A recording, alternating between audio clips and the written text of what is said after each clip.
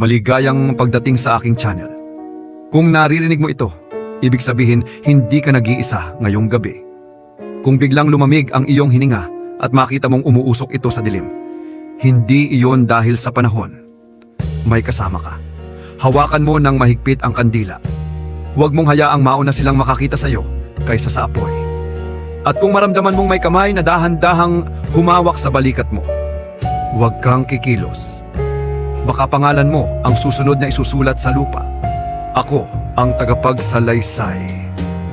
At ngayong gabi, bubuksan natin ang pintong matagal nang nakapinid. Handa ka na ba? Simulan natin ang gabing ayaw nang matapos. Gusto mo akong labanan para mapatunayan mo kung talagang malakas ako, hindi ba? Pagsisisihan mo, sinalinan mo pa ako ng dugo mo. Hindi niya mauubos ang lahi ko. Marami kami. Kami ang pinakamalakas na babaeng aswang. Hayop kayo! Papatayin ko kayong lahat! Kahit gano'n pa kayo karami! Tatapusin ko na talaga ang mga lahi ninyo! Yeah!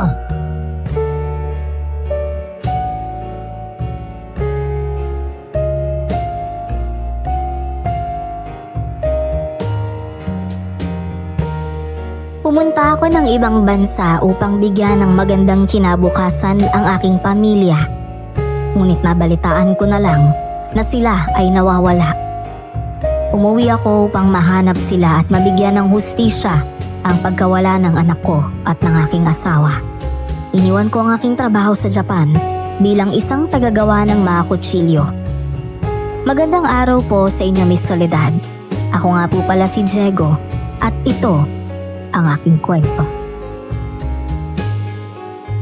Bago ko simulan ng storya, huwag kalimutang mag-subscribe bilang suporta sa ating channel.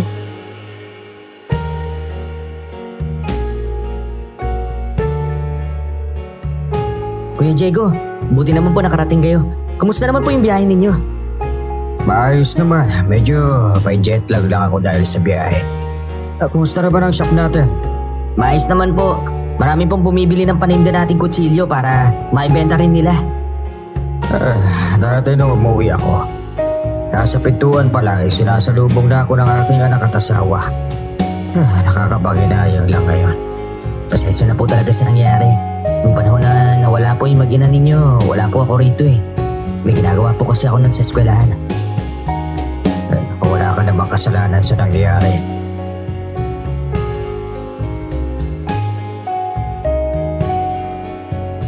Habang nag-uusap kami ni Kevin, nakita ko si Aling Vina na papalapit sa shop. Nagulat naman ang matanda nang makita niya ako kaya mabilis siyang naglakad papunta sa kinaroroonan ko.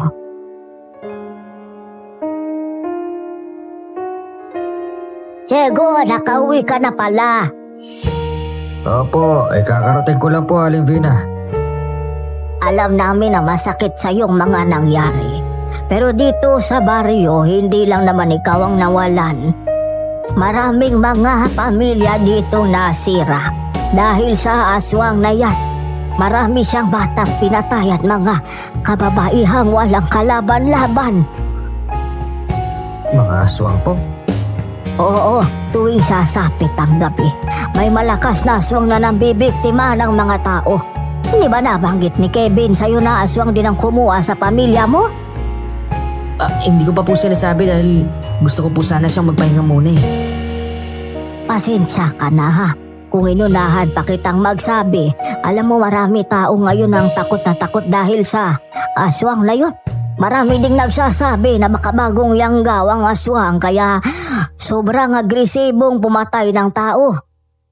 Wala na po tayong magagawa. Wala na ang mag-ina ko. Kaya ako umuwi upang makahanap ng ebidensya at mapigyan sila ng hustisya. Wala kang mahanap na ebidensya dahil aswang ang may kagagawan sa kanilang pagkawala. Aling Vina, hayaan na lang po muna natin magpahinga si Kuya Diego. Pagod po kasi siya sa biyahe. At malamang namang problema rin siya sa nangyayari. Naunawaan ko naman iyon. Sige na po, kailangan ko na pong magpahinga muna. Kulang pa ko kasi ang tulog ko eh. Sige, maiwan na kita. Magpakatatag ka, Diego ha. Kilala kita. Mabuti kang tao. Inaamin kong nagulat ako nang malamang may aswang na nambibiktima sa baryo. Pero hindi ako makapapayag na hindi ko maipaghiganti ang pagkawala ng pamilya ko. Tahimik lang ako habang nagsisiyasat, ngunit ang aswang ay hindi man lang nagkamaling dumating sa shop. Bali-balita rin na ang madalas na binibiktima ng mga aswang ay mga bata at kababaihan. Isang umaga, habang naghahasa ako ng kutsilyong paninda namin sa shop, biglang dumating si Gina. Siya ang dati kong kasintahang iniwan ko dahil nabuntis ko ang asawa ko na kaibigan din niya.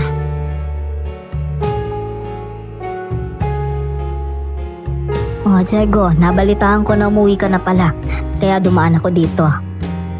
Oo, nung nakaraang araw pa ako dumating.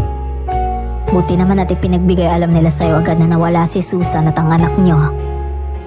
Si Kevin rin naman kasi ang tumawag sa akin. Kumusta pala yung trabaho mo sa Japan? Maayos naman. Sayang nga lang dahil kailangan ko umuwi para mahanap ang kumuha sa mag-ina ko. Sinubukan din naman ng mga taga-baryong hanapin sila pero wala eh. Lahat ng kagubatan at kabundukan pinasok na namin. Ginawa namin lahat para lang makita ang iyong mag-ina. Ganun ba?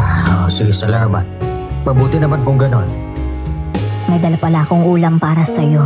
Alam ko na paborito mo yan. Sige, ilapag mo na lang dyan sa lamesa. Meron pa kasi akong ginagawa eh. Bakit pa parang wala lang sa'yo na nawawala ang mag-ina mo?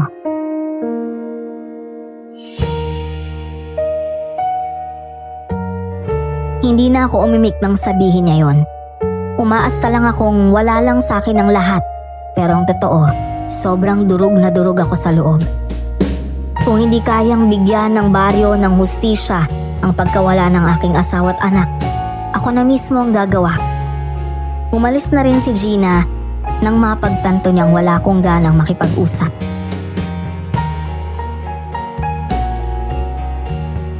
Sa totoo lang po, nagkabati na po si Ate Gina at saka yung asawa ninyo simula nung nagpunta kayo sa Japan.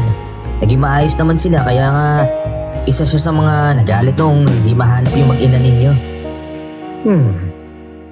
Hindi ko alam na nagkabati na pala silang dalawa.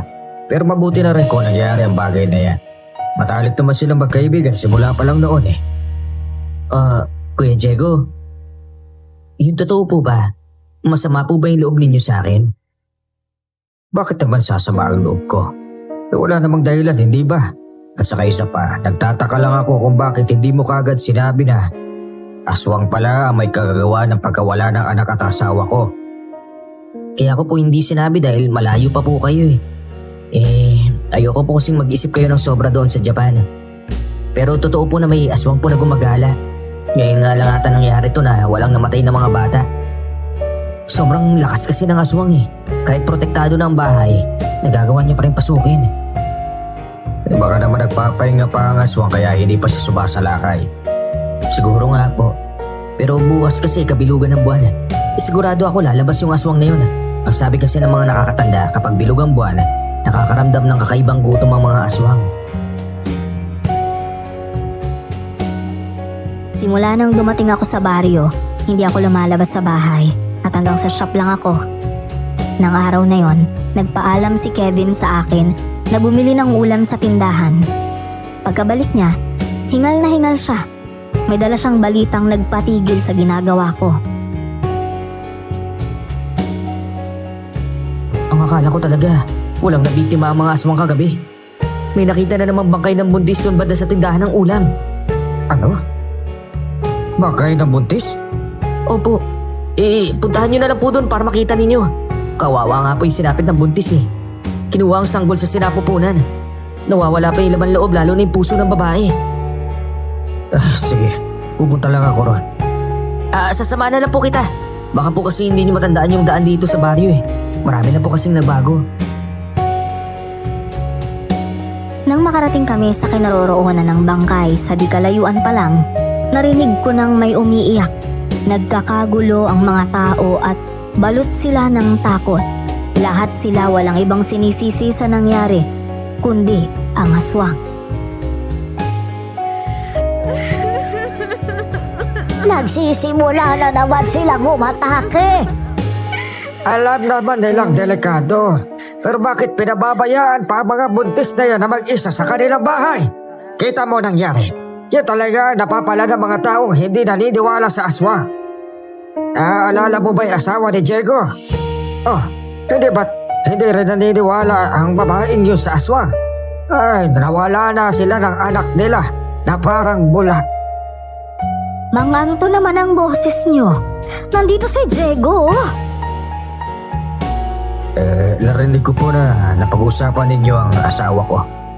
Nawawala nga po siya pero hindi nyo rin po sila tinatantanan sa pagkwento ninyo. Nandiyan ka na pala, Diego. Pasensya ka na sa mga sinabi ko pero totoo yun. Yung asawa mo kasi hindi naniniwala sa aswang, palibhasa taga Maynila. Sinabihan na nga namin na dapat alas 6 pa lang magsara na ng pinto. Magsara na ng shop ninyo. Sa ayaw makinig. Ayun, nawala siya mismo doon sa shop ninyo. Nakita niyo po ba ang mga pangyayari? Hindi ko nga nakita pero bago sila nawala ay pinuntahan ko pa sila sa shop. Nakita ko pa nga ang anak niya doon.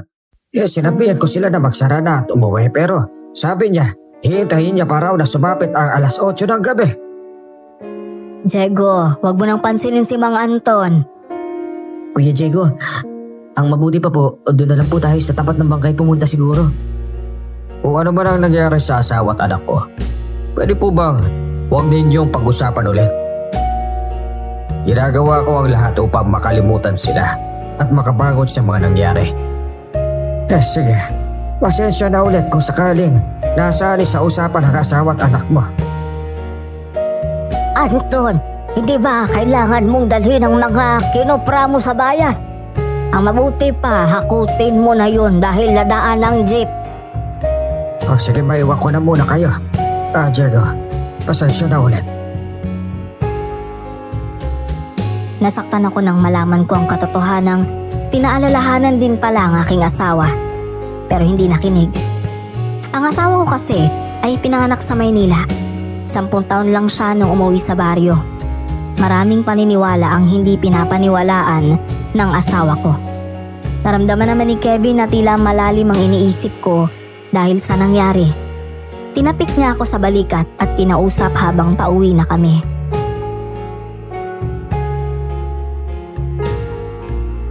Kuya, huwag mo na masyadong isipin yung sinabi ni Mang Anton. Ganyan talaga yung matandang yun eh. Totoo ba na pinaalalahanan niya si Susan bago sila nawala? Sa totoo lang po, hindi lang naman si Mang Anton ang nagbigay ng paalala sa kanya eh. Kahit ako mismo. Pero ang palaging sinasagot ni Ate Susan nun, hindi daw po totoo yung mga aswang. Kaya ata sila nabiktima ng aswang dahil alam nilang hindi siya naniniwala. Babalik na tayo sa shop. Susubukan natin na magsara mamaya alas 8 ng gabi. Teka, delikado po. Alam kong delikado. Pero gusto ko lang din malaman kung may aswang nga ba talaga nagpaparamdam. Gusto kong makita ang aswang o nilalang na kumuha sa mag-ina ko. Alam kong hindi sang-ayon si Kevin sa akin, pero wala na rin itong nagawa dahil amo niya ako. Nang sumapit nga ang dilim, nararamdaman kong balisa siya at panay ang sulyap niya sa labas ng shop. Halos hindi siya mapakali at takot na takot ang kanyang mukha. Anong nangyari sa'yo? Ayos ka lang ba? Kuya Diego, magsara na lang po kaya tayo. Ganitong oras pa naman lumalabas yung mga aswang. Ano ka ba naman? Huwag kang matakot. Baka nakakalimutan mo na gumagawa tayo ng mga patalim dito sa shop. Ang daming patalim dito. Pwede natin pulutin kung sakaling darating ang mga aswang. Paano naman po kung bigla silang dumating? Gano'n pa sila karami at mukhang takot na takot ka? Basta po natatakot lang po talaga ako. Napakadelikado po kasi ng mga aswang eh. Wala po silang habas sa pagpatay at wala rin po pinipili. Huwag kang matakot. At saka ano ka ba? Kung bahala sa'yo. Hawakan mo na lang itong kutsilyo. Hinasa ko na yan para sa pagkatay ng baka. Kung sakaling darating ang mga aswang, tarakan mo na lang na matulis na dulo niyan. Maniwala ka sa akin. Kung hindi man mamatay yun, may pag-asa pa rin tayo. Kaya niyo po ba inaabangan yung mga aswang para makapagiganti sa asawa at anak ninyo? May kakayahan ba akong gumante? Normal na tao lang ako kaya wala akong kakayahan na labanan ng mga halimaw na yan. hindi po kayo mag-aabang dito kung wala kayong binabalak. Nag-aalala lang naman ako eh. Wala po kasi talaga nakakaalam kung sino o ano yung tunay na pagkatao ng aswang na yun eh. Huwag ka na mag-alala sa akin, Kevin. Alam mo, simula nang dumating ako dito, wala akong ginawa upang mahuli ang lintik na aswang na yan. Gusto ko na tahimik na buhay. Totoo ang sinabi ko na pinipilit kong kalimutan sila. Taliwas ang mga salitang lumalabas sa bibig ko kaysa sa tunay kong nararamdaman. Hindi madali ang lahat, ngunit kailangan kong manahimik at palihim na kumilos. Sumapit ang 8:00 ng gabi, ngunit walang aswang na dumating. Doon ko na inutusan si Kevin na magsara para makauwi na kami. Ay, mabuti naman at naisipan nyo na pong magsara na tayo. Di ba't sang sabi mo lalabas ang aswang ngayong gabi? Kita mo na, wala namang aswang. Ay, naku, baka hindi talaga totoo ang aswang. Totoo po sila. Baka naman hindi aswang ang kumuha sa asawa at anak ko, kundi mga tao rin kagaya natin, di ba? Wala naman pong may lakas na loob na kumuha sa kanila. Isa pa po, kung tao nga ang kumuha sa kanila, malalaman po talaga ng mga taga-baryo. Wala naman pong sasakyan na naglapas-pasok dito sa baryong to, lalo na nung gabing nangyari yun. Akin na kaya ang pintuan na yan at tutulungan na nga kita. Doon na lang tayo dumaan sa likod. Nang akmang hihilahin namin ang pintuan, may isang babaeng biglang pumasok sa shop. Sugatan at duguan ng babae. Humahangos at tila hinahabol, kaya takot na takot.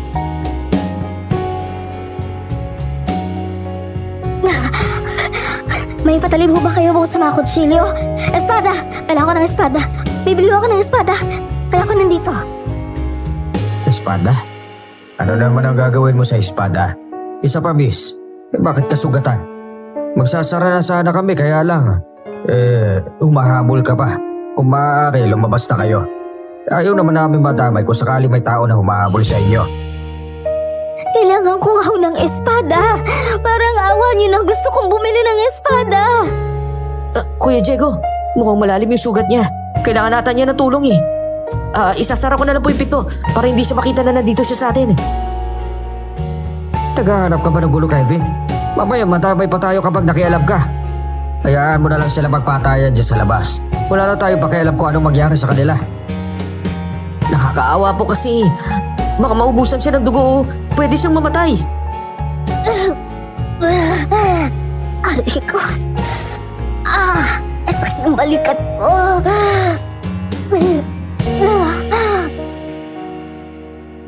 Nakita kong napahiga na lang ang babae sa sahig ng shop. Nangihina siya at nakapikit ang kanyang mga mata dahil sa sakit ng kanyang sugat. Nasaktan lang ako dahil nawalan ako ng pamilya, pero hindi ako yung tipo ng taong walang awa. Pinagtulungan namin siyang buhatin para paupuin sa mahabang upuang naroon sa shop.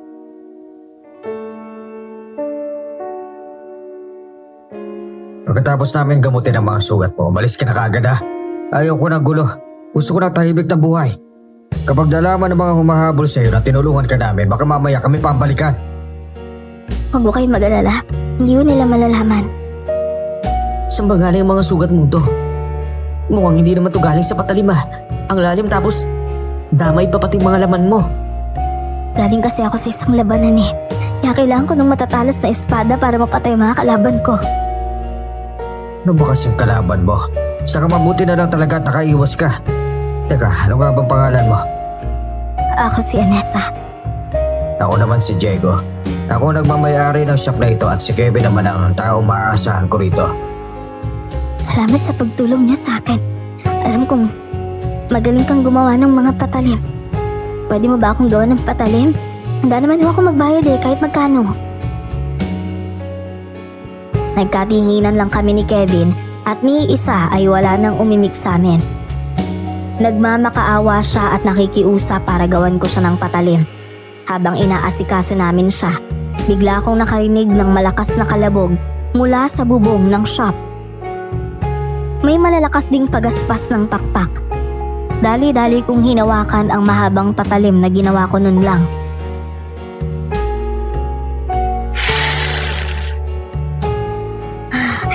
Hindi, nasundan nila ako. Ang aswang, kaya ata siya nandito dahil naamoy niya yung dugo mo eh. Asikasuhin mo na lang siya. Ako na bahala magbantay. Kung sakalang pilitin ang aswang na pumasok, ako ang papatay sa kanya. Ang aswang na nariyan ay isang aswang na mandurugo. Sila ang nakalaban ko bago ako nakarating dito. Tumakas ako dahil hindi ko kayang tapatan ng mga lakas nila. Kung ganoon, tunay na malakas nga ang aswang na yan dahil sa ginawa niya sa'yo. Mahigpit na rin naman ang pagkakasara ng pintuan at bintana, kaya hindi sila makakapasok basta-basta. Hindi ba ikaw inawalan ng anak at asawa? Nakita mo na ba ang katawan nila?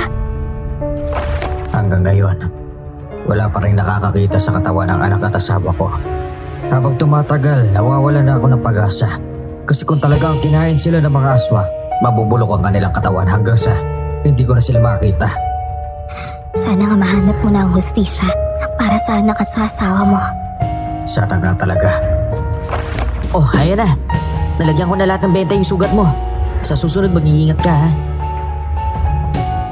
Hindi muna kami umalis sa shop dahil nahihirapan ang babaeng maglakad. Doon ko lang napagtanto na hindi lang pala sa balikat at likod ang kanyang mga sugat, pati na rin sa kanyang mga paa ay may mga kalmot. Napagkwentuhan namin ang kanyang buhay, kung saan siya nagmula, at kung bakit siya lumalaban sa mga aswang.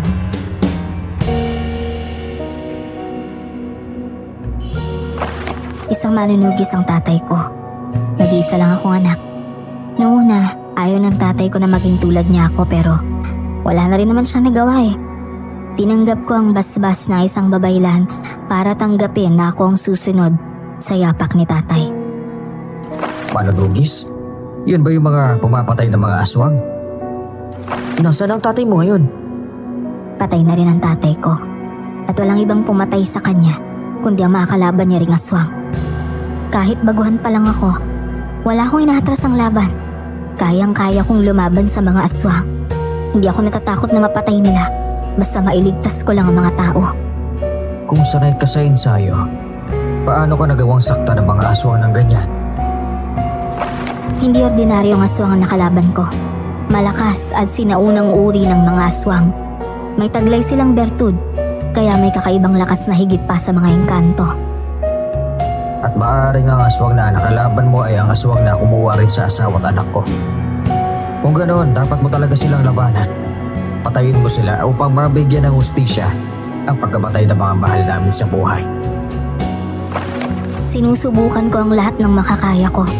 Pero gaya nga ng sinabi ko, baguhan pa lang ako kaya sobrang hirap din sa akin ang lahat. Noon lang ako nakakita ng isang babaeng mas matapang pa sa sundalo. Handa siyang ibuwis ang kanyang buhay para sa mga taong ginagambala ng aswang. Maya-maya pa, narinig na namin ang malakas na pagaspas palayo. Senyales na umalis na ang aswang.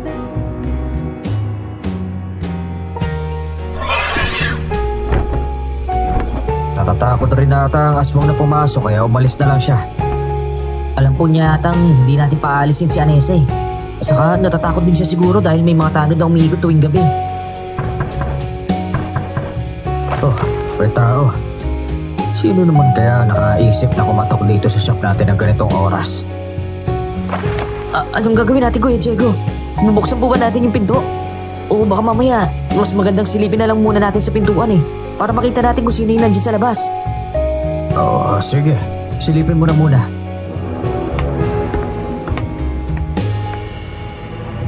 Nalaman ni Kevin na si Gina ang naroon sa labas. Itinago namin si Anessa sa loob ng banyo para hindi niya ito makita. Kagad din siyang pinagbuksan ni Kevin ang pinto nang tuluyan na naming naitago si Anessa.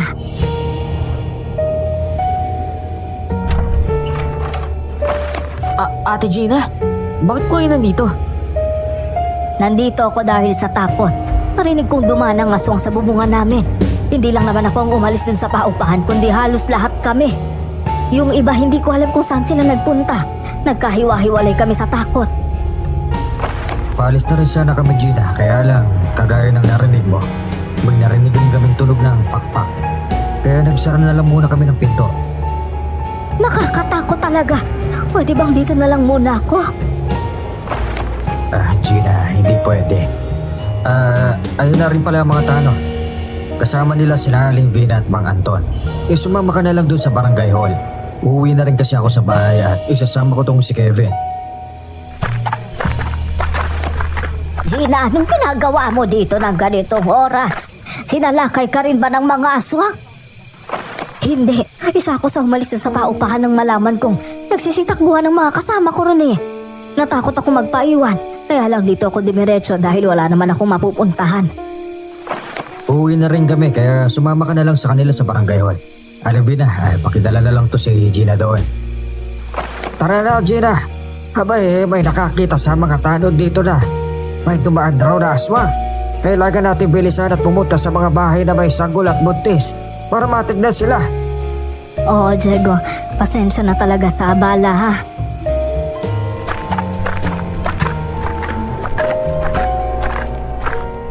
Nang makaalis na sila, agad naman naming pinalabas si Anessa sa kanilang pinagtataguan. Muli pa rin siyang nagpumilit na magpagawa ng espada. Yun daw ang kanyang gagamitin para mapatay ang mga aswang.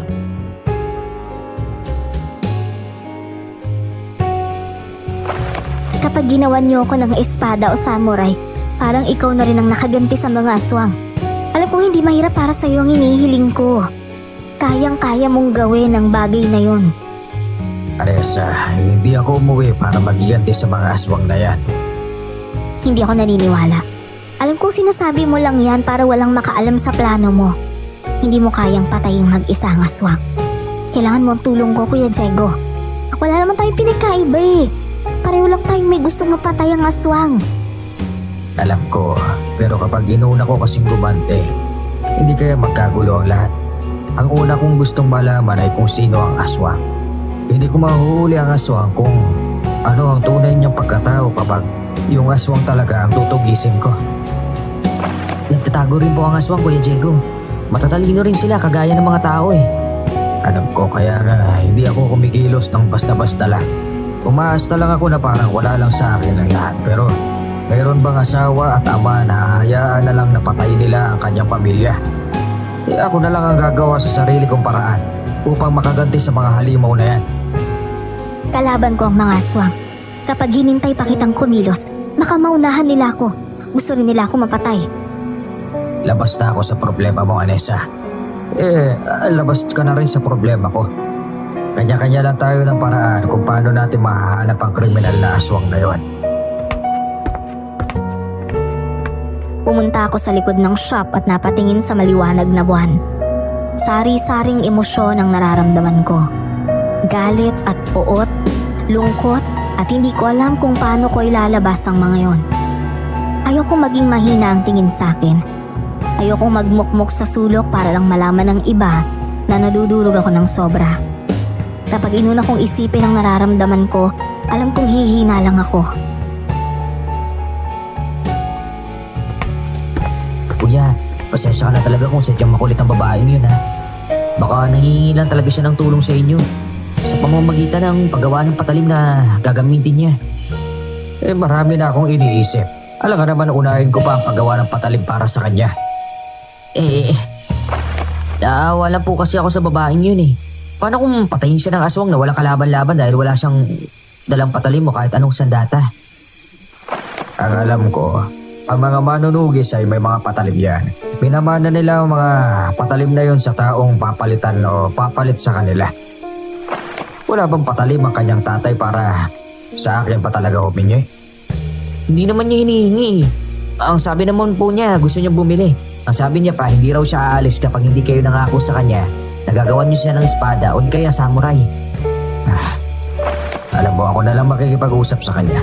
Kailangan na nating umalis dito sa shop dahil lumalalim na rin ang gabi.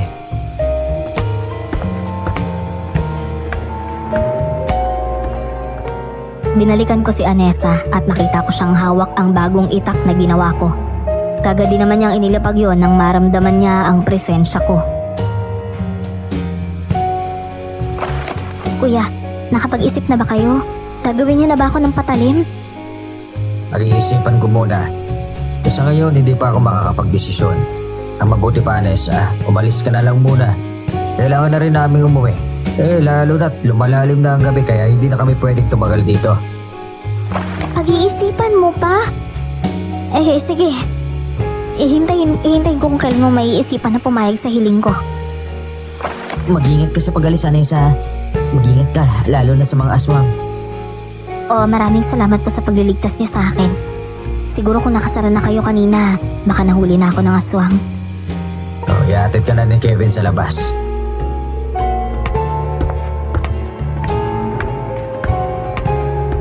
Kagad akong napabuntong hininga nang makalabas na sila sa shop. Napakuyom ako ng aking mga kamao. Ang mga halimaw ay salot sa baryo. Kung hindi dahil sa kanila, walang namatay na mga bata at mga kababaihan. Marami rin ang nagsakripisyo sa kanilang pagpapahirap. Umalis na po siya. Kilala mo ba yung babaeng yun, Kevin? Kasi kung taga rito siya sa baryo, imposible hindi mo siya kilala. Hindi ko po siya kilala eh. Sa katunayan, ngayon ko lang din po siya nakita. Malakas nga ang kutob ko na dayo siya dito eh. Kung ganon, napadpad siya dito sa baryo natin upang tumugis ng aswang. Kung balak niya palang manugis, dapat may dala siyang patalim para mapatay ang mga aswang na yun, hindi ba? Ewan ko po. Kaya lang naman po kita pinapakiusapan kanina dahil naaawa ako sa kanya. Kinausap niya rin kasi ako. Paulit-ulit niyang sinasabi na kailangan niya raw ng patalim galing sa'yo. Sa totoo lang po, bakit mo ba ayaw niyo siyang gawa ng patalim na hinihiling niya? Ako lang ang nakakaalam kung bakit.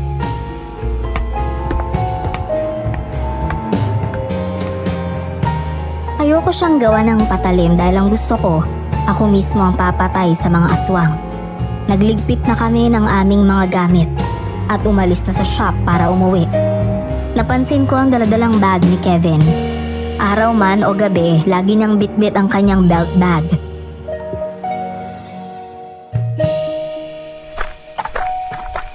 Pero ba ang laman ng bagbong yan? Parang hindi mo ata hinihiwalay yan sa katawan mo ah. May mahalaga po kasing bagay na nandito sa loob ng bag ko. Kaya hindi ko po maiwan-iwan. Kaya naman pala eh. Hindi ka ba natatakot na maglakad ng ganitong oras, Kuya Diego? Nung hindi pa po kayo nakakauwi. Alas 5 pa lang ng hapon. Nagsasara na po ako ng shop eh. Simula ngayon, magsasara tayo kapag gabi na. Naisip ko kasi sayang ang kikitain. Kuya Diego, may paparating na aswang! Luma na tong sundan ko pero mapapakinabangan pa to. Mas matalim ito sa lahat ng mga nagawa kong kutsilyo. Huwag po kayong mag-alala. May asin at bawang po ako dito. Ayun na po siya! Nasa taas yan ang ulo ninyo! Tumingala po kayo, Kuya Diego! Kagad naman akong tumingala at nakita ko ang isang nilalang na pumapagaspas ng kanyang pakpak sa may uluhan ko. Mahaba at magulo ang kanyang buhok. Matutulis ang mga kuko na kulay itim. Mapupula ang mga mata at may pangil na matutulis. Naglalaway ang halimaw habang nakatingin sa amin.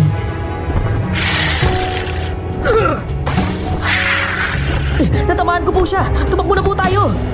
Hindi tayo maaaring tumakbo. Lalaban tayo kung gusto niyo makipagsabayan sa atin. Pero po, lumilipad siya kaya wala tayong laban sa kanya. Kaya ko siyang labanan. Sabuyan mo siya ulit ng asin at bawang. Gayon din!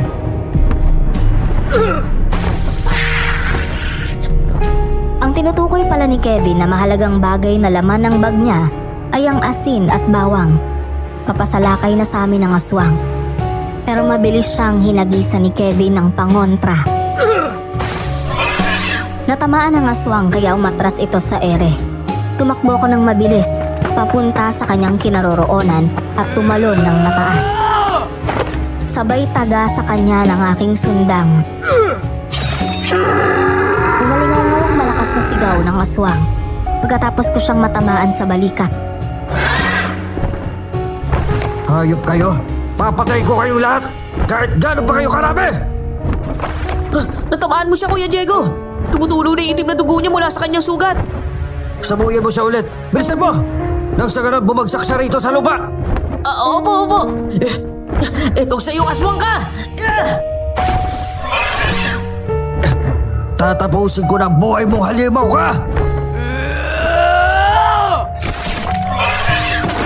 Hindi nga ako nagkamaling babagsak siya sa lupa. Gumapang ang aswang at dinidilaan ang kanyang sugat. Muli ko siyang tinaga sa liig at ulo kaya tuluyang namatay ang halimaw. Nilisa namin ang kalsada kung saan kami tinambangan ng aswang. Kinaumagahan, kumalat ang kwento tungkol sa aswang na natagpuan sa gitna ng kalsada. Lahat nagtataka kung sinong pumatay sa halimaw na yon. Nalaman ko ang balita dahil dumating si Mang Anton sa bahay para magbigay ng abiso sa gaganaping meeting sa barangay.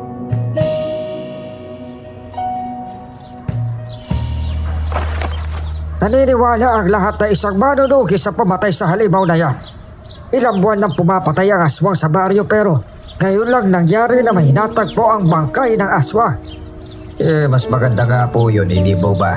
Dahil kahit papano nabawasan ang mga aswang. Teka, nasa na nga pala ang katawan ng aswang na yon? Nasunog na.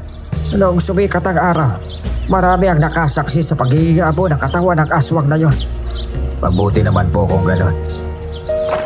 Kevin! Bakit po, Kuya Diego? Damihan mo nga ang baon mong asin at bawang ha. Opo, naglagay na po ulit ako dun sa bag ko. Paano? Ay darating ba kayo mamaya sa barangay hall o magbubukas kayo ng shop ninyo? Mamaya na lang po ako magbubukas kapag tapos na ang meeting sa barangay. Mauna na lang po kayo ron, mga Anton. Sige. Alis na ako ha. Kevin, ito ang tatandaan mo ha. Huwag mong sasabihin kahit kanino na ako ang pumatay sa aswang na yon. Bakit naman po? Mas maganda nga po yun eh. Na alam nila na ikaw yung pumatay. Wag. Mas mabuti na wala silang alam na ginagawa natin. Pasasan at malalaman rin natin kung sino ang aswang dito sa baryo. Natitiyak ko na dahil sa namatay ang aswang kagabi, mas lalo pang magagalit ang iba pang mga aswang at aatake sila. Kaya mamayang gabi, mag-aabang tayo sa kanilang paglabas. Dumating kami sa barangay hall bandang 9:00 ng umaga. Marami ng mga taong naghihintay doon. Usap-usapan pa rin ang nangyaring pagpatay sa aswang kagabi. Lumapit sa amin sina Aling Vina at Gina para makipag-usap.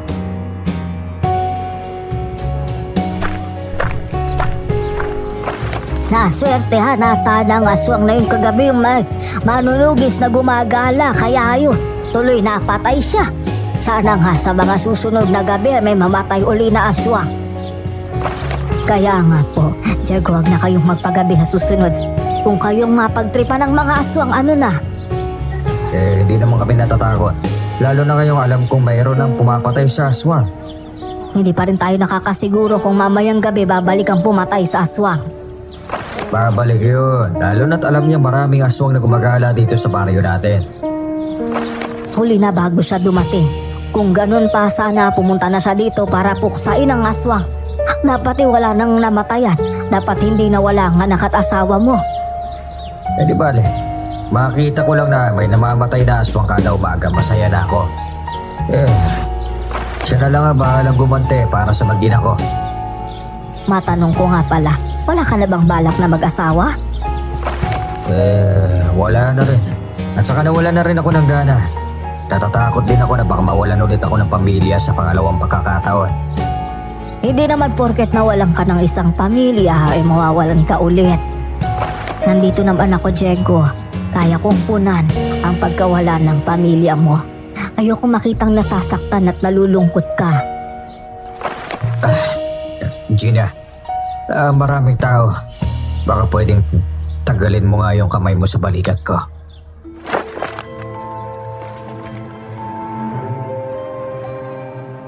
Tinanggal ko ang kanyang kamay sabay tingin ko sa kawalan. Nagsimula nang magbigay ng pahayag si Kapitan tungkol sa aswang. Mahigpit niyang pinagbilin na huwag lumabas pagsapit ng 6:00. Ang mahuhuling gumagala sa ganong oras ay magkakaroon ng multa. Ginagawa niya yon para matakot ang mga tao para sa seguridad ng bawat isa. Pagkatapos ng meeting, nagbukas kami ng shop. Dumating naman si Mang Anton para bumili ng bago at matalim na kutsilyo. Ang gusto ko talaga ang bagong gawa mo, Diego. Nabalitaan ko na gumagawa ka rin daw ng ganyan sa Japan noon. Hindi ba sa Japan uso ang mga samurai? Bakit hindi ka gumawa nun dito? Upang may pantapat ka sa aswang. Wala naman ho akong balak na pumatay ng aswang. At saka isa pa, meron akong pumapatay. Siya ang mas may kakayahan na labanan ng mga aswang na yan. Diego, hindi lang ako nandito upang bumili ng matalim mong punyan.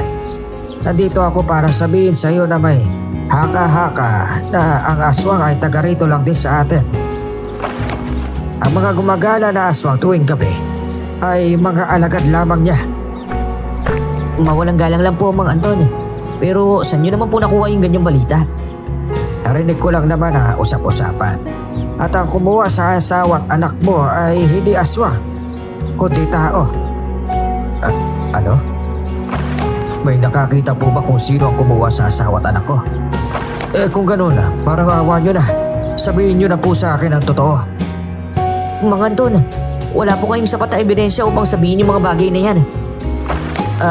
Ito na po pala yung bagong gawa ni Kuya Diego na patalim. 500 po yan. Napapansin ko lang, Kevin, bakit kapag pinag-uusapan ng tungkol sa pamilya ko, palagi mong nililinis ang kwento? Ano ba talagang meron? Naku, hindi po. Alam ko lang po na may ginagawa kayo na hindi nyo sinasabi sa akin. Alam ko po na nagpaplano kayo kung paano mahuli yung halimaw na kumuha sa asawa at anak ninyo. Alam mo, sa lahat ng mga taong nandito, ikaw ang pinaka-pinagkakatiwalaan ko. Kaya huwag ko sanang malaman laban na pati ikaw may tinatago sa akin. Pamilya na ang turing ko sa'yo. Kita mo naman, hindi kita sinisisi sa pagkawala nila dahil mahalaga ka rin sa akin. Alam ko po yun. Kaya nga nagsisisi rin po ako dahil wala man lang ako nagawa sa mga nangyari noon eh. Sana dumating na ang araw na ikaw mismo ang makakatulong sa akin upang malaman ko kung sino o ano ba talagang nangyari sa pamilya ko. Pero, teka, maiba nga lang tayo. Bakit kaya hindi nakabalik si Anes, ano? Baka po iniisip niya na wala talaga kayong balak na gawan siyang samurai o kaya ng isang espada.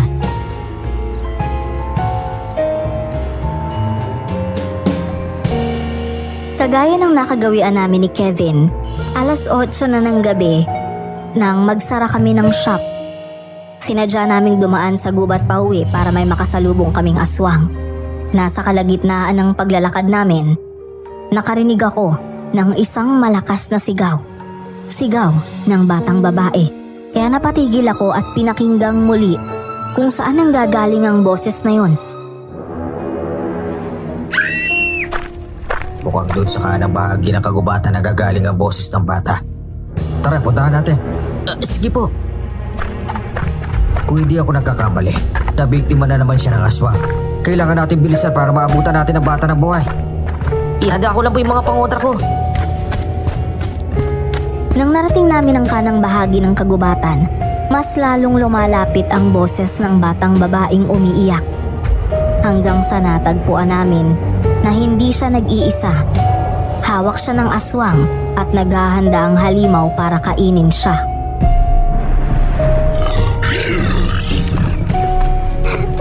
Huwag po! Parang awa niyo na! Huwag niyo po ako papatayin! Aswang! Pakawalan mo ang bata at kami ang harapin mo! Totoo nga. Totoo nga na maraming aswang dito sa baryo. Dahil dyan magiging kwento ka bukas. Etong sa'yo!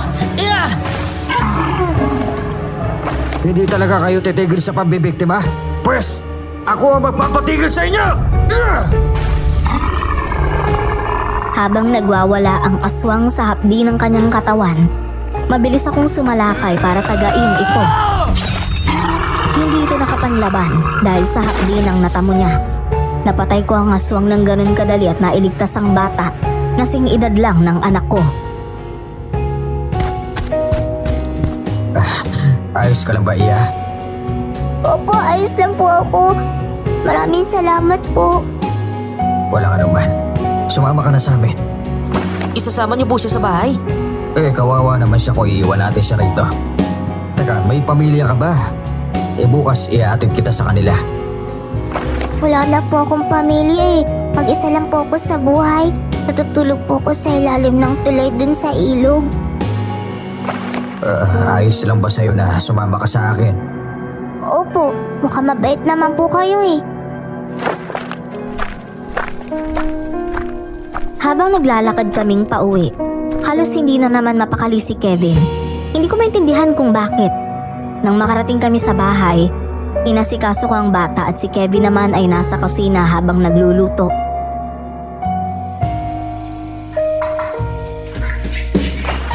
Kayo po ba yung tatay ni Jessa? Oo, ako nga. Pero bigla siyang nawala eh. Hindi ko nga alam kung bakit.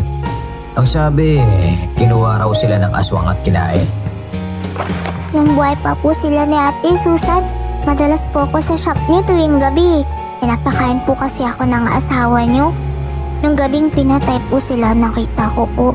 Nagsumbong po ko kay Mang Anton pero hindi na nila naabutan yung mga pumatay. Ano? Nakita mo ang pumatay sa asawa at anak ko? Opo, kitang-kita ko po. Dapat sana pupunta ako dun para makikain eh. Kaya lang po may nangyayari na kaya hindi ako natuloy. Nakita ko po si Ate Anessa, sinasaksak niya po yung anak at ang asawa niyo. Si Anessa? Kilala mo si Anessa? Nakilala ko po siya dahil madalas siyang nandun sa shop. Kaya nga po naisip ko na kaya ata siya nandun para magmadman sa kilos ng mag-ina ninyo eh. Siya po yung pumatay kay Ate Susan at Jessa. Nakita ko po talaga. Nagtatago po ako sa damuhan dahil sa sobrang takot. Nung nagsumbong ka pa kay Mang Anton, anong ginawa niya sa'yo? Umaga na po na nagsumbong ako kaya hindi na po niya naabutan yung pumatay. Wala na rin po yung bangkay nila nang puntahan dun sa shop. Isa pa po, malinis na rin po. Wala na rin pong bahid ng dugo. Doon ko napagtanto na tama nga ang sinasabi sa akin ni Mang Anton. Hindi alimaw ang pumatay sa pamilya ko, kundi tao. At si Anessa yon. Galit na galit ako. Gusto ko siyang hanapin at tadtarin ng saksak sa galit. Nang napatingin ako sa pintuan, nandun pala si Kevin. Nakikinig siya sa usapan. Dumating ang babaeng yon sa shop, hindi upang humingi ng tulong. Malakas ang kutob ko na palabas lang ang lahat ng mga nangyayari. Hindi ko naman po kilala yung babaeng yun eh. At saka hindi ko po siya nakitang madalas siyang nandun sa shop. Siguro dahil lagi po akong may pasok sa paaralan. Kapag nakita mo ang babaeng yon, hulihin mo siya ha. Kailangan mong iharap siya sa akin. Opo, kung makikita ko po siya. Kuya Kevin, hindi niyo kilala si Ate Anessa? Naalala niyo po ba nung gabing dumating siya sa shop? Di ba binigyan ka pa niya ng ulam? Ha? Teka, hindi ko naaalala yan ha. Nung dumating si Anessa sa shop, nung humingi siya ng tulong, yun yung unang beses na nagkita kaming dalawa. Baka naman po nakalimutan niyo na siya. Hindi ko alam kung tunay na nagsasabi ng totoo si Kevin. Pero ramdam ko talaga na meron siyang tinatago. Hindi ko muna tuluyang inilabas ang galit ko sa natuklasan ko. Si Anessa na nagpakilalang manunugis at pinahanga ako ay siya pang pumatay sa mga mahal ko sa buhay. Sumapit ang ilang gabi, naging sunod-sunod ang pagsalakay ng mga aswang. May iilan kaming napatay na mga aswang pero parang hindi sila nauubos. Nang magkaroon ako ng pagkakataon, kinausap ko si Mang Anton tungkol sa sinasabi ni Faye. Gusto kong kumpirmahin na nagsasabi ng totoo ang bata.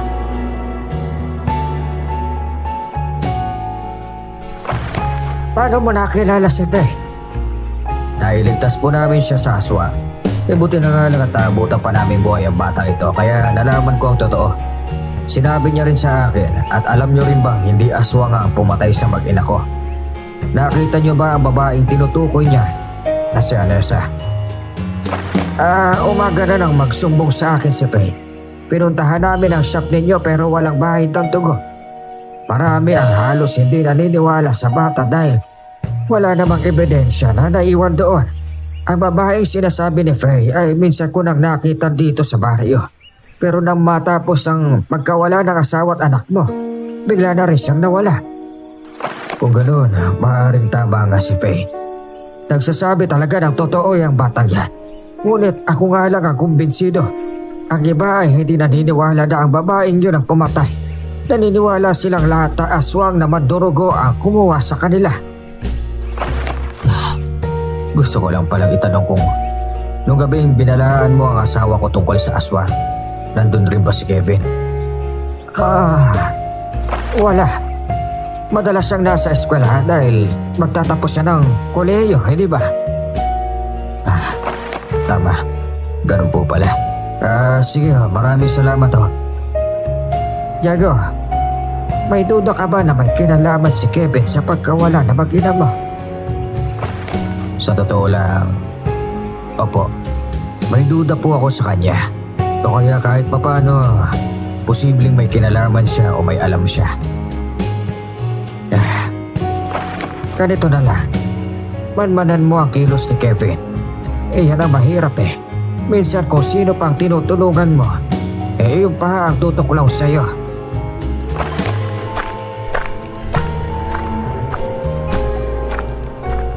Ang napapansin ko lang kay Kevin, madalas siyang hindi mapakali simula nang dalhin ko sa puder ko si Faye. Naniniwala ako sa bata na minsan na silang nagkita ni Anessa, pero dinidiin niya pa rin na wala.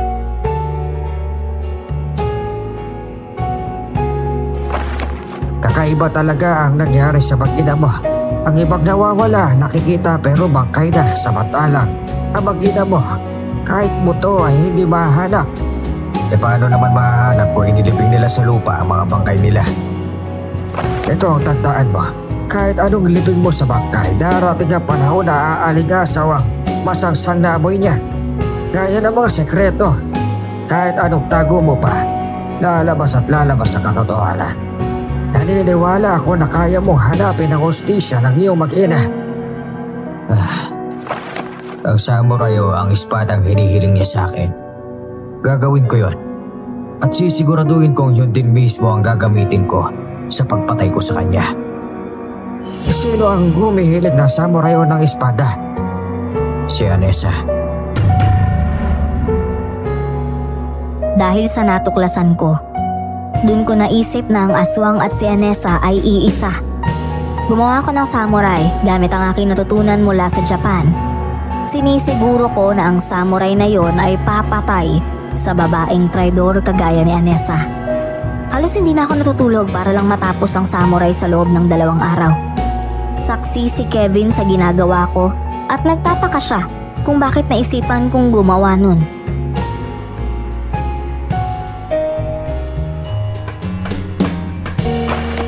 Gusto mong puksain ang aswang? Gamit ang samurai na ikaw mismo ang gumawa? Hindi lang ang aswang ang gusto kong puksain kundi pati na rin si Anessa. Malakas ang kutob ko na isang aswang din na babaeng yun. Ang lakas ng loob niya pumasok sa shop ko upang humingi ng tulong. Yun naman pala ay may kinalaman siya sa pagkamatay na mag-ina ko. Papatayin mo rin pati si Anessa? Oo, Kevin. Hindi porket tahimik lang ako ay tinanggap ko na ang lahat. Wala kang alam sa nararamdaman ko. Umuwi ako mula sa abroad upang mabigyan ng hustisya ang pagkamatay nila. Ngayon na alam ko na kung sino ang pumatay, hindi na ako makakapayag na hindi ko sila may paghiganti. Naiintindihan ko po kayo, Kuya Diego. Sobrang sakit po talaga sa pakiramdam na mawala ng mahal sa buhay dahil sa mga aswang na yan. Bukas na bukas, sisiguraduhin kong tapos na ang samurai na ito.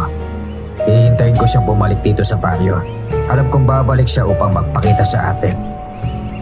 Kuya Diego, paano pala kung hindi si Anessa ang pumatay sa mag-ina mo? Hindi magsisinungaling si Faye. Sa tingin mo ba, nag-iimbento ng kwento ang batang yun upang siraan siya? Kung sasabihin mong oo, ano naman ang dahilan niya, Aber? Baka lang naman po nagkamali si Faye. Alam mo, napapansin ko lang na kapag si Anessa ang pinag-uusapan, palagi kang kumukontra sa sinasabi ko. Ipinapahalata mo lang sa akin na kakilala mo ang babaeng yun matagal na. Hindi po Hindi ko po talaga siya kakilala. Hindi ko po magagawang traidorin kayo. Malaki ang utang na loob ko po sa inyo. Kayo nga po tumulong sa akin upang makaraos sa kahirapan kaya walang dahilan para maglihim po ako sa inyo. Mabuti naman kung ganon. Dahil kapag sa oras na sinira mo ang tiwala ko sa iyo, hindi ako magdadalawang isip na isama ka kay Anessa sa libingan.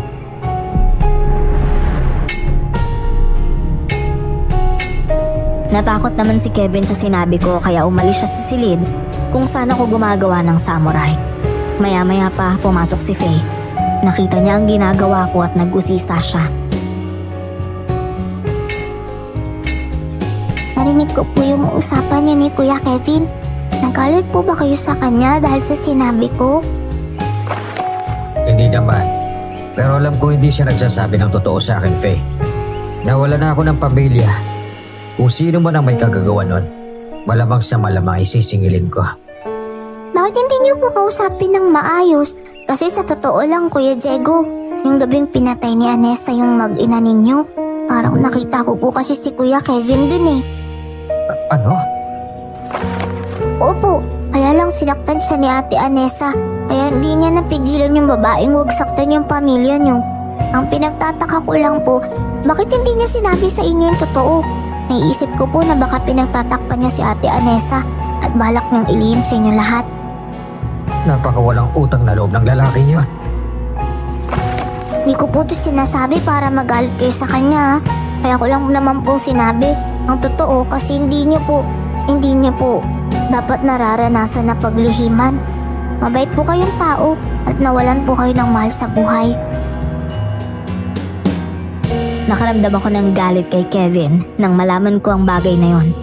Pagsapit ng dilim, hinintay kong makatulog si Faye bago pasukin si Kevin sa kwarto. Nadatnan ko siyang nakadungaw sa bintana. Dala ko ang samurai na hindi pa masyadong tapos. Nagulat naman siya nang makita ko kaya mabilis niyang sinara ang bintana at pilit nang umiti sa akin. Kuya Diego, bakit po kayo nandito? May kailangan lang akong itanong sa'yo. Nung gabi pinatay ni Anessa ang aking mag-ina. Totoo bang wala ka doon? Opo. Wala po ako ron, oh. Nasa paaralan po ako nun. Hindi ka ba nagsisinungaling sa akin? Pamilya lang itinuring ko sa'yo, Kevin. Sana ganun ka din sa amin. Paano kung may patunay akong nagsisinungaling ka? Po? Nagsasabi po talaga ako ng totoo. Kuya, tapat po ako sa inyo, no? Tigilan mo ko, Kevin! Magtapat ka sa akin. Nasaan ka ng gabing pinatay ang asawa at anak ko?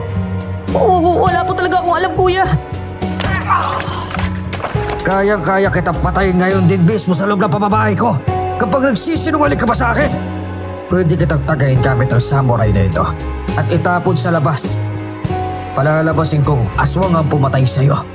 Hindi mo naman hahayaang mauwi tayo sa ganon, hindi ba?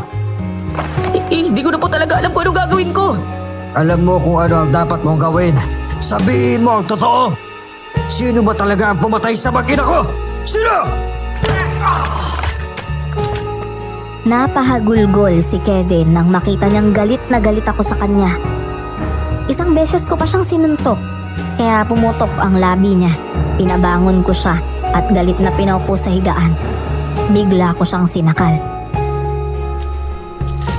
Sabihin mo sa akin ang totoo para hindi kita patayin. Oo na po. Magsasabi na po ako ng totoo. Pero bitawan niyo po bunilig ko. Mabuti naman.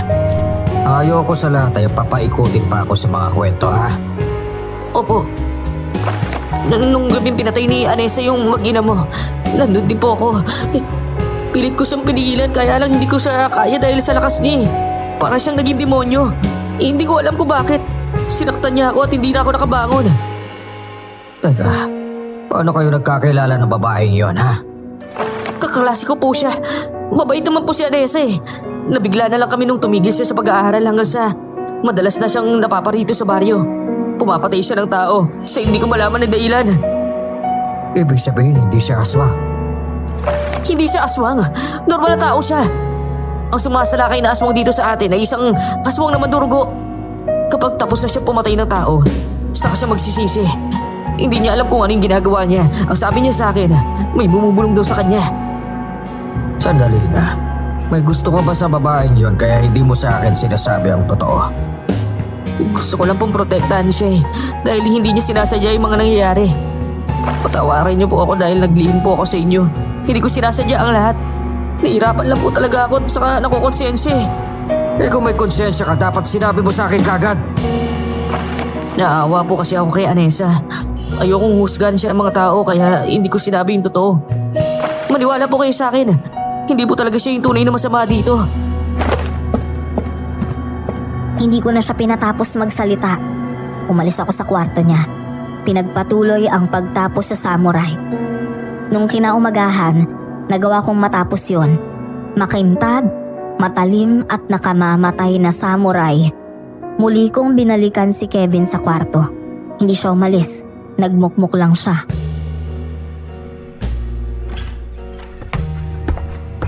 Tulungan mo na lang ako mahanap ang babae yun, Kevin.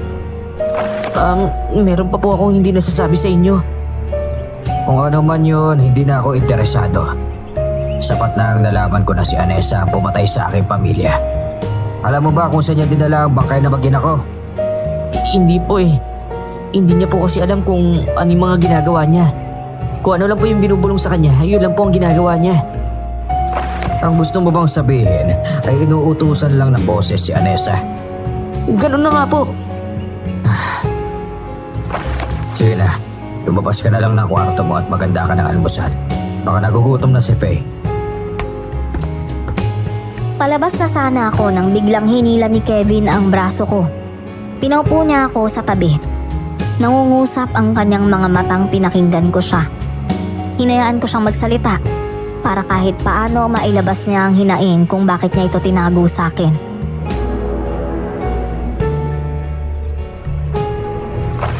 Si Anessa, ginagamit lamang ng aswang na mandurugo. Minsan siya ginamit bilang kasangkapan upang pumatay ng tao. Dahil mahina pa siya noon mga panahon na yun. Nagamit siya ng mga nilalang. Hindi totoo manunugi si Anessa, Kuya Diego. Kaya siya pumunta sa shop upang magkita kayo para kamustahin. Gusto niya akong kamustahin? Para saan naman? Pinagsisisihan niya yung kanyang mga nagawang masama. Halos araw-araw umiiyak siya habang humihingi na tawad sa kanyang mga ginawa eh. Eh bakit sa'yo siya humihingi ng tawad? Ikaw ba ang nawalan? Nauunawaan ko po yung galit ninyo, Kuya Diego. Pero hayaan niyo po akong makapagsalita upang maunawaan niyo yung lahat. Bumalik si Anessa para mahanap ang aswang na gumagamit sa kanya. Kaya nakabukas ang bintana ko kagabi dahil ang sabi niya sa akin, darating siya para makipag-usap. Ganon. Kapag nakita ko siya, tandaan mo to, Kevin. Papatayin ko siya. Ang totoo po niyan, Kuya Diego. Pinasok ng espiritu ng aswang ang katawan ni Anessa kaya nagagawa niya pumatay ng tao. Dating sisidlan ng dugo ng mga aswang na mandurugo si Anessa.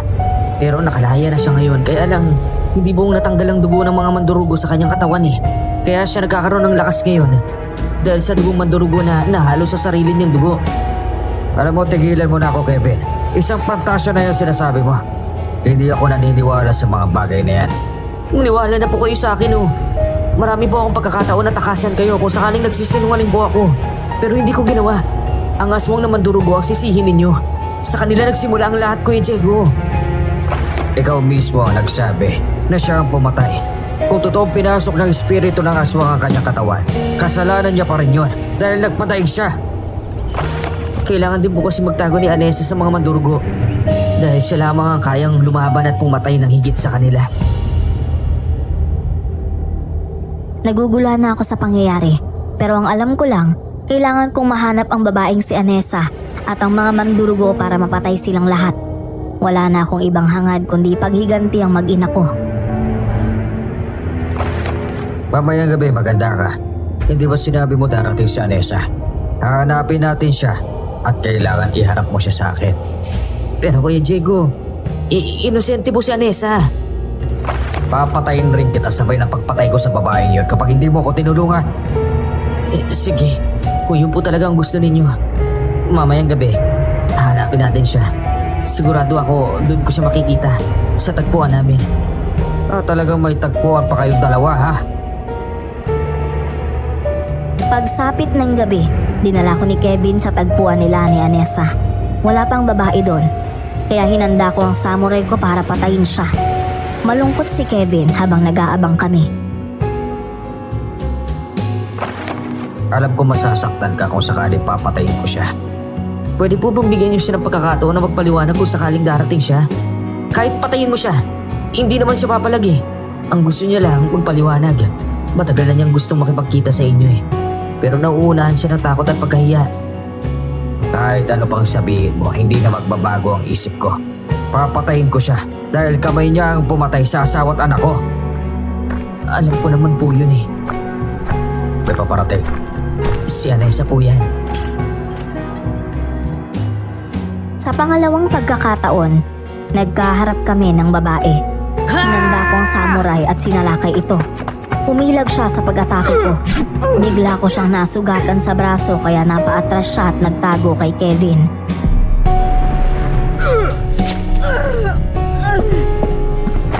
Kuya Diego, alam ko pong galit kayo sa akin dahil sa ginawa ko sa mag-ina ninyo. Pero pwede bang pakinggan niyo muna ako kahit saglit lang? Pagkatapos nun, pwede niyo na akong patayin, sige! Dahil paliwanag na sa akin lahat ni Kevin. Pero hindi yun rason upang patawarin kita. Naiintindihan ko. Nung gabing dumating ako sa bahay niyo, nakalaban ko ang aswang na mandurugo na siyang gumamit sa akin para pumatay ng tao. At ano naman ang pakialam ko sa'yo, ha? Ang mahalaga lang para sa akin ay ang maipaghiganti ko ang asawa at anak ko. Hindi mo sila may paghihiganti kung ako lang ang papatay mo. Kailangan dalawa kami ang patayin mo. Dalawa? Oo, ang espiritong sumanib sa akin ay mula sa aswang na mandurugo. Kaya hindi ako nagpakita ng matagal dahil kinikilala ko kung sinong aswang yon. Alam mo ba kung sino siya? Oo, Kevin. Kung gano'n, sino? Si Ate Gina. Siya ang aswang na mandurugong sumanib sa akin. Katawan ko nga ang pumatay sa kanila. Pero ang espiritong kumukontrol sa katawan ko ay si Gina. Wala na rin naman akong kawala. Hinahabol na rin ako ni Ate Gina at ng mga ang kanyang mandurugo. Kung ikaw ang makapatay sa akin, edi mas mabuti. Hindi nila ako pwedeng mapatay dahil maaari nilang gamitin ang dugo ko para mas lalo silang lumakas. Si Gina? Si Gina ang aswang? Kayo na lang ho ang tumuklas kung hindi kayo naniniwala. Ngayon, sige ho. Pwede niyo na akong patayin.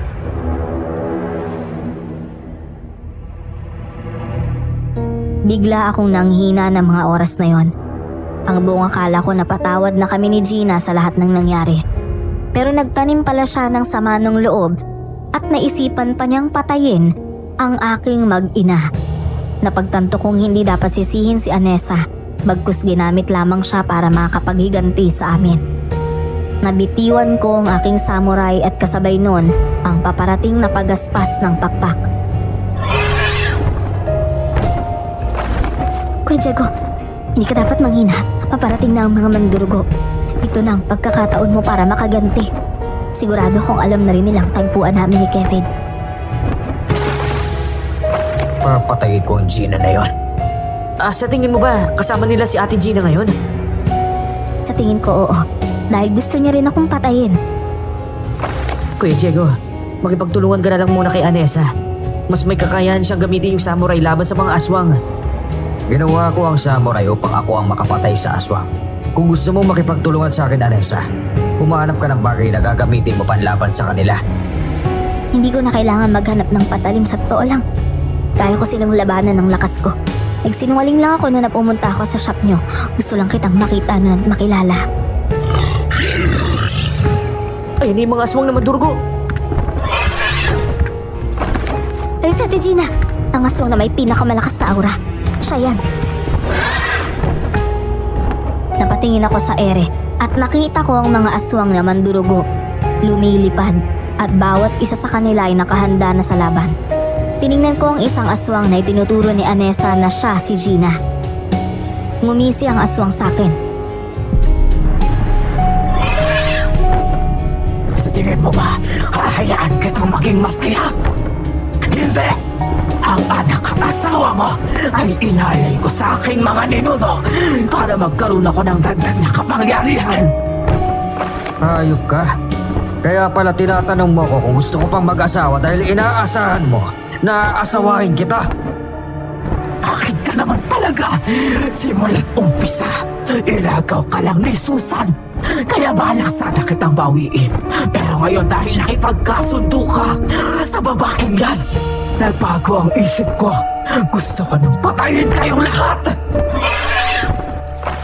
Gusto mo akong labanan para mapatunayan mo kung talagang malakas ako, hindi ba? Pagsisisihan mo, sinalinan mo pa ako ng dugo mo.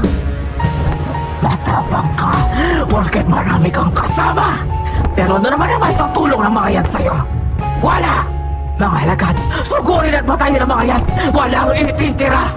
Ako nang bahala kay Anessa. Tinulot ko ang samurai sa lupa at hinanda ng lumilipad na ang mga aswang upang sumalakay sa akin. Binuksan ni Kevin ang kanyang bag at inilabas ang baon na asin at bawang. Ako na bahalang sumaboy sa kanila. Kuya Diego, ikaw na bahalang tumaga sa kanila para mapatay na sila. Oo, yun ang gawin natin. Mas marami sila kaysa sa inaasahan natin. Sana gabayan tayo ng Diyos laban sa mga halimaw na yan. Hindi tayo pababayaan ng Diyos, Kevin. Hindi niya hahayaan na mas maraig ang kapwa ng demonyo sa atin. Ayun na yung mga aswang! Ah! Ah! Dala ng aking galit, lumaban ako sa mga aswang ng walang takot. Ang kada isang aswang na natatamaan ng asin at bawang ay tinataga ko. Inaatake ko sila ng samurai sa leeg para mamatay agad. Nakita kong sumalakay ang isang mandurugo mula sa likod ni Kevin.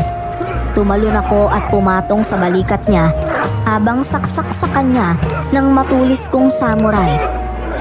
Natamaan ko ito sa tiyan kaya namatay ang aswang. Ang galing niyo naman po! Mamaya mo na ako purihin kapag naubos na natin sila.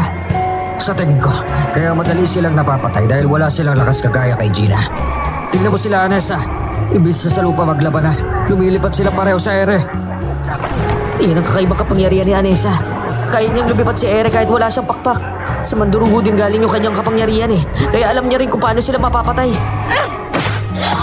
Kasing lakas at kasing bilis lang din niya kumilos sa mga aswang na mandurugo.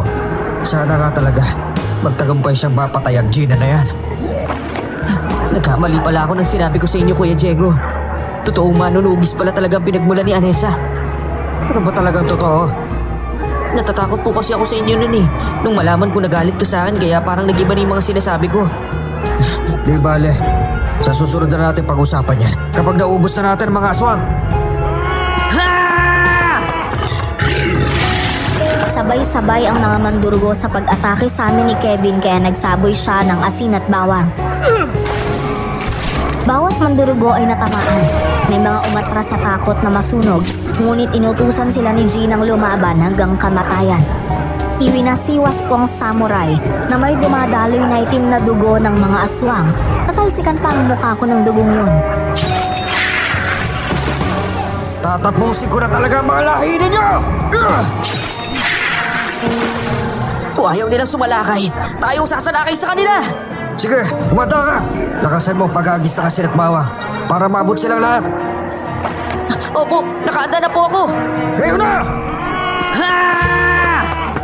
Tumakbo kami ni Kevin sa ilalim ng mga mandurugo. Nagsaboy siya sa ere kaya ang ginawa ko, tumakbo ko para makakuha ng buwelo para makatalo ng mas mataas. Nabot ng samurai ko ang 3 mandurugo na natamahan din ng asin. Tinaga ko sila at sinaksak kaya sabay silang bumagsak sa lupa. Nang pabagsak na rin ako, hindi ko na malayang may isa pang mandurugong nag-aabang. Nakalmot niya ako sa dibdib at nahampas ng pakpak.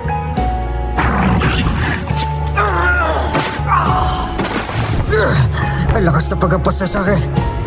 Sobrang tigas na kanilang mga pakpak. Kaya niyo pa po ba? Oo, kaya ko pa. Hindi ako pwedeng mamatay agad hindi natin sila nauubos. Si Anessa! Tumatakbo sa papunta rito! Umahabol naman si Gina sa kanyang likuran. Hanggang dito muna ang ating kwento. Ngunit hindi rito nagtatapos ang gabi. Huwag mong hanapin. Ang mga bagay na nagmamasid ay mas masipag maghanap kaysa sayo. Ngayon, isara natin ang aklat, ngunit huwag ang pakiramdam.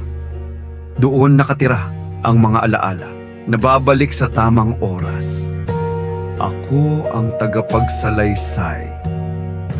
Magpapahinga ako, pero mananatili ang bantay sa dilim, paalam at makita kang muli.